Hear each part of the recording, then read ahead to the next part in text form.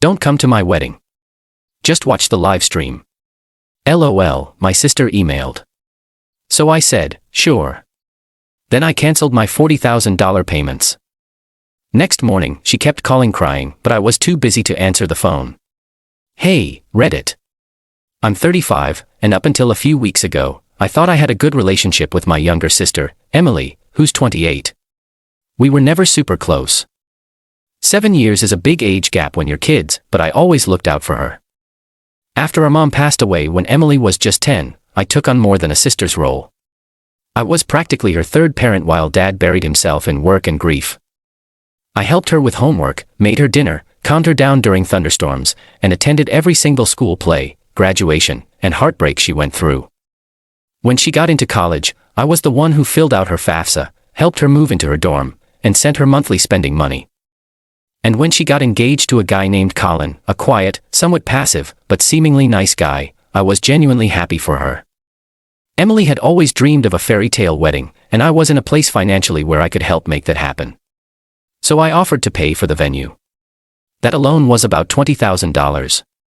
But then she wanted a designer dress, a premium florist, a live string quartet, and an elaborate sit-down dinner for 150 people. I didn't hesitate. I offered to cover most of it even though I had other financial goals and obligations. It was my baby sister's wedding.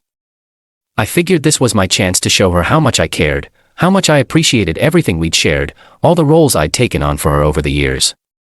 We went over the budget together.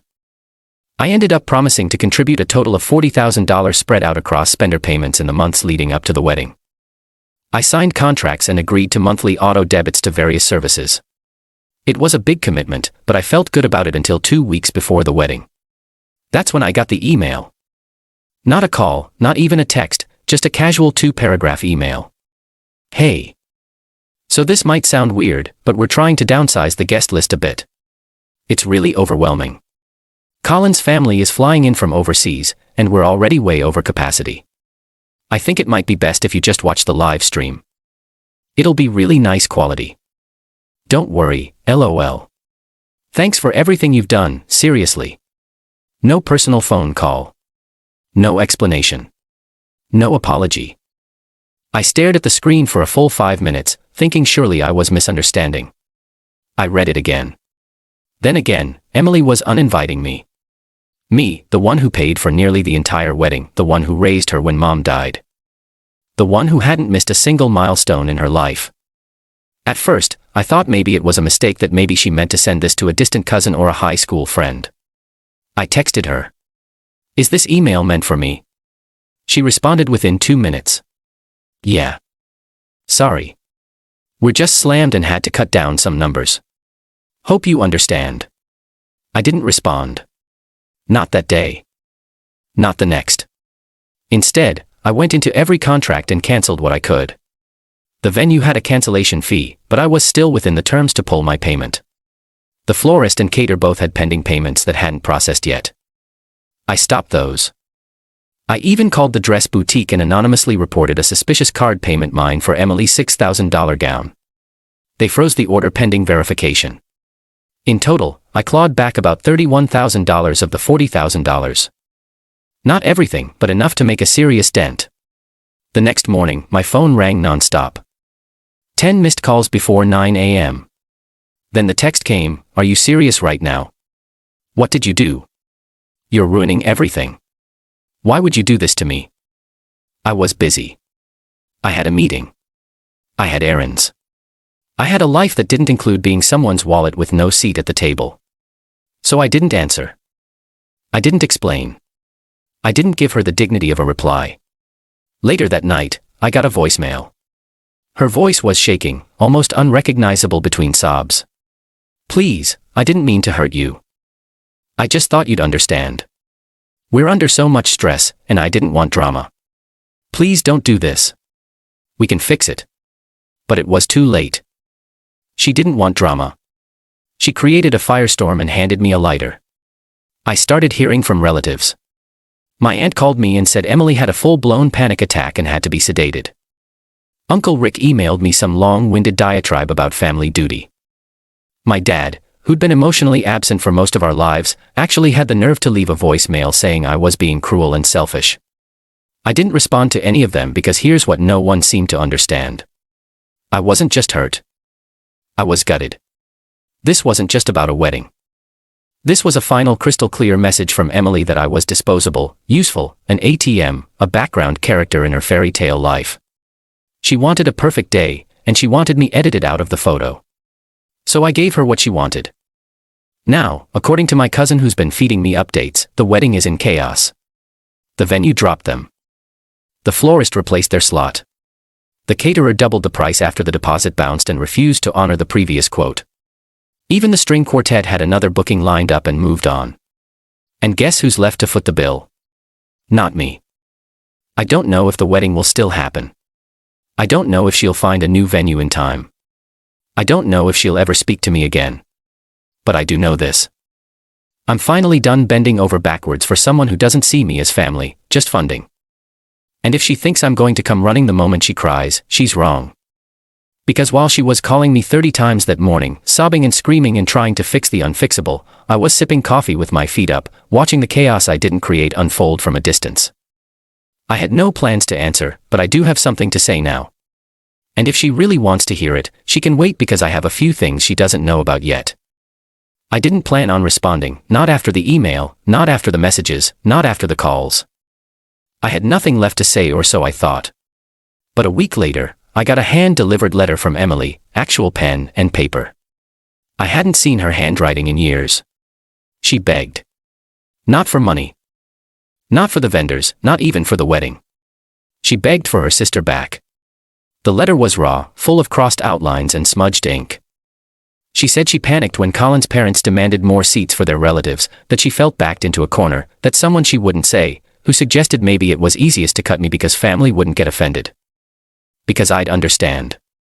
She said she knew immediately it was wrong, but she was too deep in the lie, that she'd hoped the live stream suggestion would soften the blow. That she thought I might still attend virtually because I loved her. She admitted she never expected me to pull the money. That she never even considered I might. That was the part that broke me again. Not the betrayal, not the coldness, but the assumption that I would just take it, that she believed she could cut me from her life's biggest moment after everything, and I'd still be there like a ghost at the feast. I sat with the letter for 3 days. I didn't answer it. I didn't text her, but I thought about it constantly.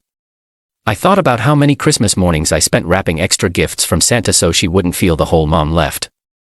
How many nights I stayed up quizzing her for finals while juggling my own bills, how I paid for her first car, co-signed her apartment lease, and quietly covered her credit card debt when she was too ashamed to tell Dad. I thought about how during the darkest parts of my own life, my divorce, my miscarriage, my layoff, she'd been present, but distant. A quick text, a cute meme, a like on Instagram, never cruel, just absent in the ways that matter. I started to realize something I hadn't allowed myself to consider. She didn't just make a mistake. This wasn't a one-off lapse in judgment. This was who Emily had become. Someone who took and assumed I'd always give. And for the first time in my adult life, I didn't want to be her sister anymore. Not like this. The wedding didn't happen. They tried. Oh, they tried. My cousin told me they moved it to Colin's parents' backyard, slapped together a smaller setup, rented plastic chairs, and cheap tablecloths. Emily wore a different dress. Someone's friend DJ'd the music on Bluetooth speakers. The live stream never happened, not enough Wi-Fi. Half the guests never showed. Some out of loyalty to me. Some out of confusion. Some, I suspect, because Emily's unraveling had become too uncomfortable to witness in real time. Colin's parents were not amused. They were embarrassed, furious even, according to one gossipy aunt. Apparently, they blamed Emily for the fiasco. Rumors flew that they offered to pay for a do-over in Europe, but Colin shut it down. He'd had enough. Within 2 weeks of the backyard wedding, they were in therapy. Within 6, he moved out. Emily moved back into Dad's house. I didn't gloat. I didn't celebrate. I didn't post anything online or tell anyone I was right. I wasn't proud of what happened. Just relieved I wasn't dragged further down with her, but I wasn't done either because there were things she didn't know. That dress she never got to wear, I'd already paid it off. I just called the boutique to freeze it. That florist she lost, I didn't cancel the order. I redirected it. The week before the wedding, on what should have been her rehearsal dinner night, I hosted a gathering at a little wine garden in the city. Every person who reached out to ask what had happened got an invite. My friends, a few cousins, even my therapist came. We laughed. We toasted. We talked about boundaries, about grief, about self-respect. And in the center of the table, I placed a single white bouquet. The one I'd had rerouted from her order. Roses, peonies, ranunculus, the exact bouquet she'd picked. Because I wanted a reminder, not of her, but of me, of what I give, of what I deserve, of what I won't tolerate anymore. I didn't do any of it to get back at her. I did it to let go, to stop trying to be the sister she wanted and start being the woman I needed to be. A few days ago, I got another message. This time, short. I miss you. Please talk to me. I haven't replied. Maybe someday I will. Maybe not. Because the truth is I'm still grieving. Not the wedding, not the money, but the illusion, the one I'd carried for years, that if I just gave enough, sacrificed enough, loved enough, she'd eventually see me, really see me. But I was never in her fairy tale. I was the sponsor, the fixer, the fallback. Now I'm the one who walked away. And for the first time in years, I don't feel guilty about it. I feel free. And maybe losing her was the cost of finally choosing myself. But for once, it feels like a price worth paying.